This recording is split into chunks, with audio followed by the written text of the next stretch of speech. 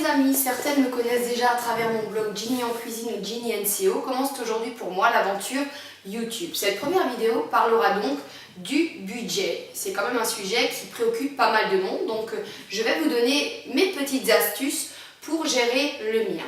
La première chose à faire est de vous munir d'un extrait bancaire. Ainsi, vous pourrez voir les factures obligatoires. Donc vous prenez toutes ces factures et vous les cumulez.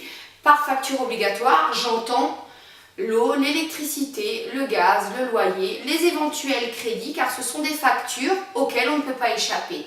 Attention, dans facture obligatoire, j'entends aussi l'alimentaire, car on est obligé de manger et chacun, en fonction de ses habitudes de vie, a un budget différent pour l'alimentaire. Donc vous prenez cette somme et vous prenez également la somme des rentrées d'argent. Donc si vous avez une aide par rapport à votre logement, par rapport à vos enfants ainsi que votre salaire, vous faites le total de cette somme et vous déduisez le budget de facture obligatoire.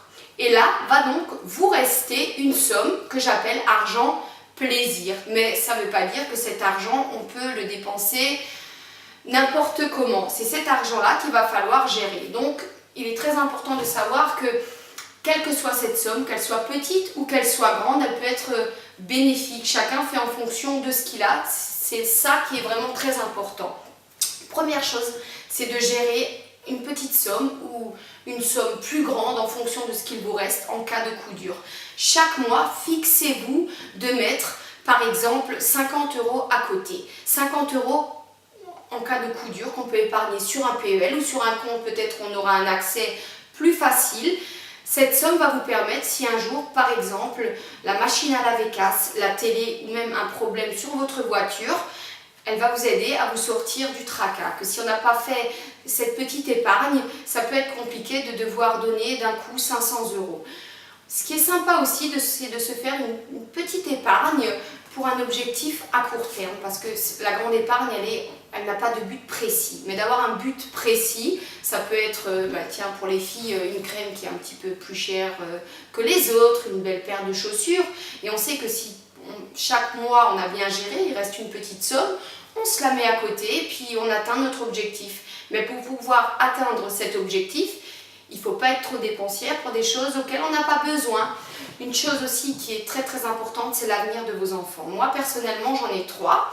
Et c'est vrai qu'ils sont pour le moment encore petits, mais plus ils grandissent, plus ils coûtent de l'argent et plus c'est dur. Mais pour pouvoir les aider, depuis qu'ils sont tout petits, je mets 20 € par mois sur un compte.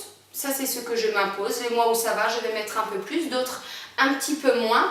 Et c'est vrai qu'à partir de là, je pense que sur une durée de 15-20 ans, il y a quand même une petite somme qui s'est épargnée et on pourra peut-être les aider pour passer leur permis, pour une première voiture. Vraiment, ça va dépendre de la somme que vous allez mettre à côté. Mais même si elle est très petite, sur le long terme, ça représente quand même une somme qui, eux, va vraiment les aider. Ce qui est important, très important, les vacances. Souvent, on se plaint de ne pas pouvoir aller en vacances. Eh bien, si chaque mois, on épargne un petit peu, alors pareil, les mois ne se ressemblent pas. Il y a des mois où on va dépenser plus d'argent, d'autres mois. Mais si on met une petite somme tous les mois à côté, on est sûr de, même si c'est un beau week-end, une petite semaine au camping, avec ce procédé, il y a forcément quelque chose qui reste. Et là, on a le départ pour faire des vacances plutôt sympas. Ce que j'aime faire pour booster les économies, c'est au moment des 13e mois, des primes. C'est là qu'il faut vraiment en profiter pour faire les grandes choses. Les grandes choses, j'entends par là surtout l'entretien des voitures. Les voitures, c'est horrible, c'est un gouffre. Et bien, moi personnellement, au moment des primes, c'est là que je fais les révisions des voitures. Et souvent, c'est là qu'il faut peut-être changer les pneus, réparer une pièce, mais ça passe toujours mieux avec une prime que si ça tombe sur un mois classique.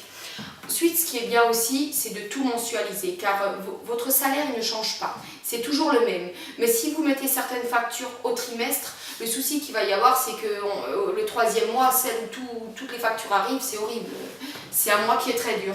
Que si on lisse tout sur 12 mois, finalement, tous les mois se ressemblent, les rentrées, les sorties restent à peu près les mêmes. Et justement, en cas de coup dur, on peut toujours piocher dans cette fameuse épargne. Et souvent, on n'a pas besoin de piocher et là on commence à avoir une belle somme, mais on l'oublie, c'est comme si elle n'existerait pas. Voilà, qu'est-ce que j'ai encore à vous dire? Je crois que j'ai fait le tour. Je ferai d'autres vidéos pour vous aider à épargner, à faire les courses intelligemment, à peut-être réduire certaines factures, mais vraiment la base, c'est ça. Moi, c'est ma base et ça marche plutôt pas mal. Voilà, donc si jamais vous avez des petites idées qui vous aussi vous permettent d'épargner, n'hésitez pas à les mettre en commentaire parce que ça permettra à chacun de nous d'en profiter aussi. Donc je vous donne rendez-vous pour une vidéo très rapidement car je commence et j'ai plein de choses à vous raconter qui sera donc sur le thème de la rentrée scolaire. Donc n'hésitez pas à vous abonner, à me mettre un petit pouce vers le haut, le bas c'est pas la peine de mettre. Voilà, ciao ciao, à bientôt!